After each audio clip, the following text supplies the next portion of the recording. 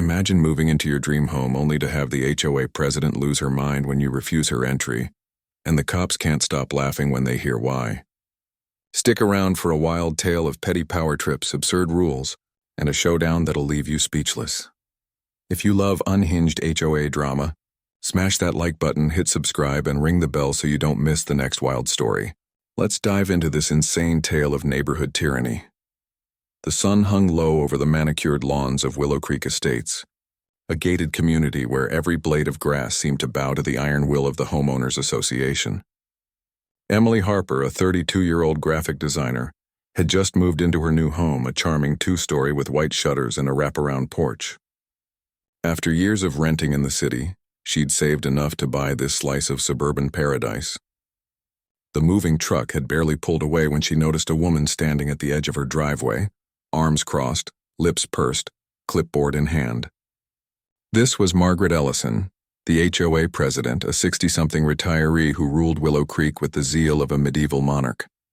Her silver hair was pulled into a tight bun, and her eyes glinted with the kind of authority that thrived on control. Emily, still unpacking boxes, had no idea she was about to become Margaret's prime target.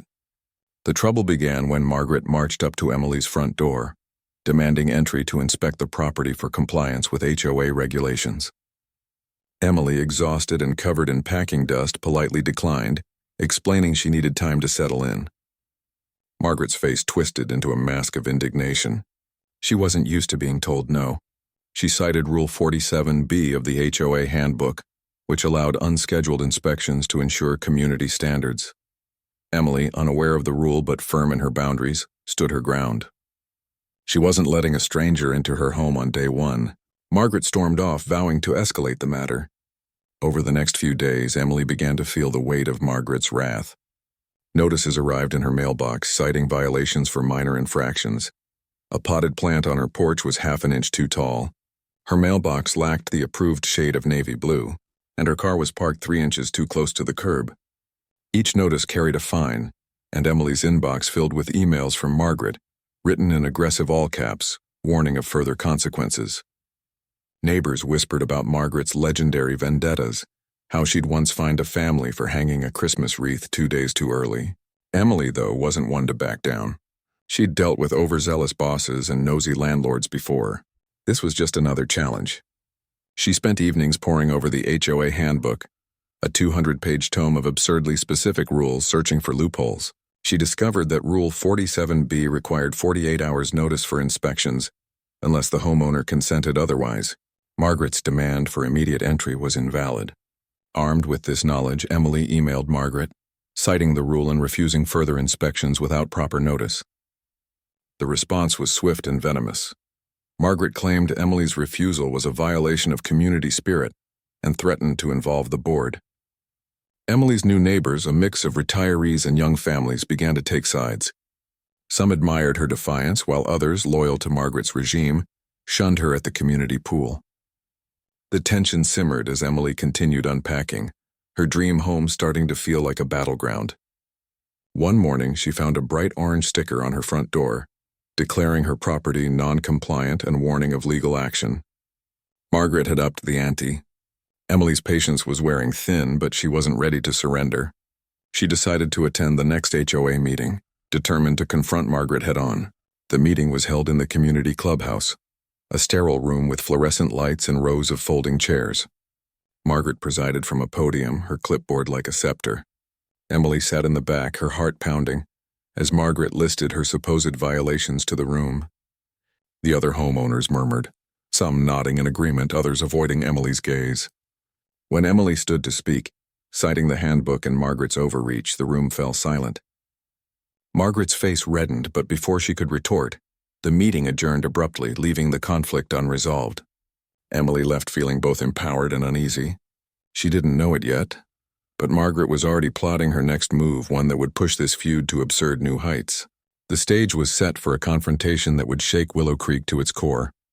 Emily's defiance at the HOA meeting had lit a fuse, and Margaret was determined to snuff it out.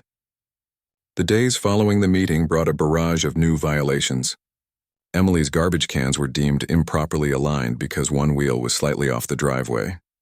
Her porch light, A warm amber glow was cited for exceeding the HOA's wattage limit by 5 watts.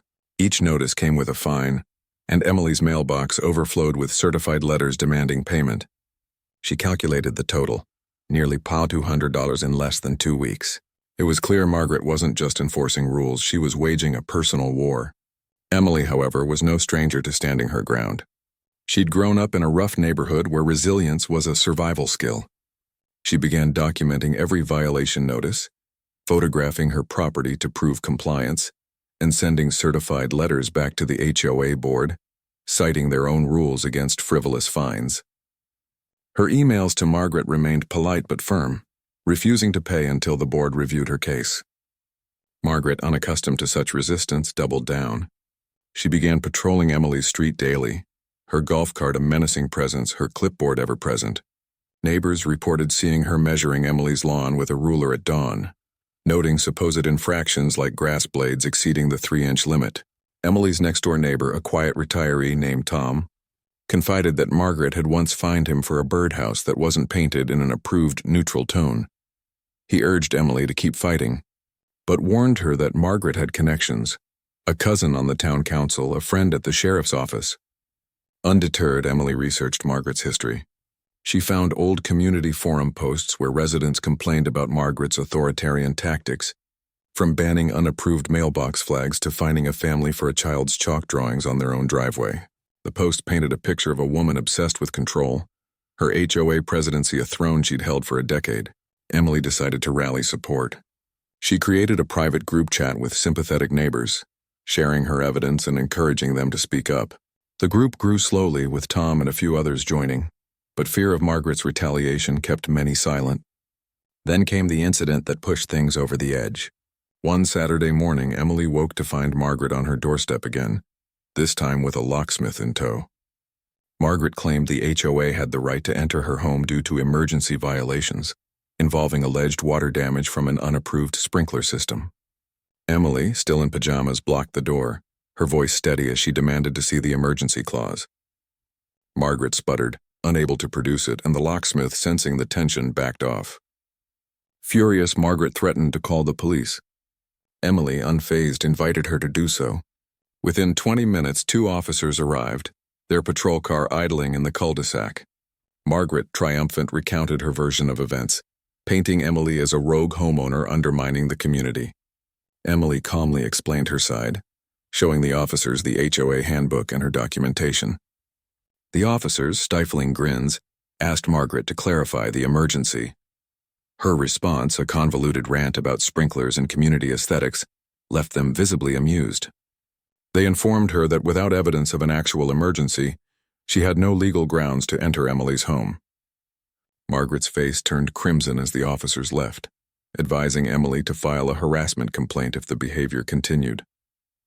The neighborhood buzzed with the story, and Emily's group chat exploded with messages of support. Margaret, humiliated, retreated to plan her next move, unaware that Emily was about to uncover a secret that would turn the tables entirely. The police incident was the spark that ignited Willow Creek's rebellion. Emily's stand had emboldened her neighbors, and whispers of dissent spread through the community. Margaret, however, wasn't done. She issued a new notice, this one claiming Emily's refusal to allow entry constituted a breach of covenant, threatening foreclosure proceedings. It was an absurd overreach, but Emily knew Margaret's connections could make it a real threat. She dove deeper into her research, spending late nights scouring public records and old HOA minutes. What she found was a bombshell. Margaret had been misusing HOA funds for years, funneling money into her personal account under vague community improvement expenses. Invoices for non-existent landscaping projects, payments to a shell company owned by her nephew. It was all there, buried in poorly redacted documents. Emily compiled her evidence, cross-referencing it with the HOA's financial reports, and shared it with her group chat. The neighbors, stunned, agreed to confront Margaret at the next board meeting. The night of the meeting, the clubhouse was packed, a stark contrast to the usual sparse attendance. Margaret, oblivious to the storm brewing, began her usual litany of complaints, targeting Emily's ongoing defiance. But when Emily stood, holding a stack of printed evidence, the room went silent. She laid out Margaret's financial misdeeds, detailing dates, amounts, and transactions. The board, caught off guard, scrambled to respond, but the evidence was undeniable. Neighbors gasped, some shouting accusations, others demanding Margaret's resignation. Margaret, her composure shattered, tried to deflect, claiming the funds were for legitimate projects.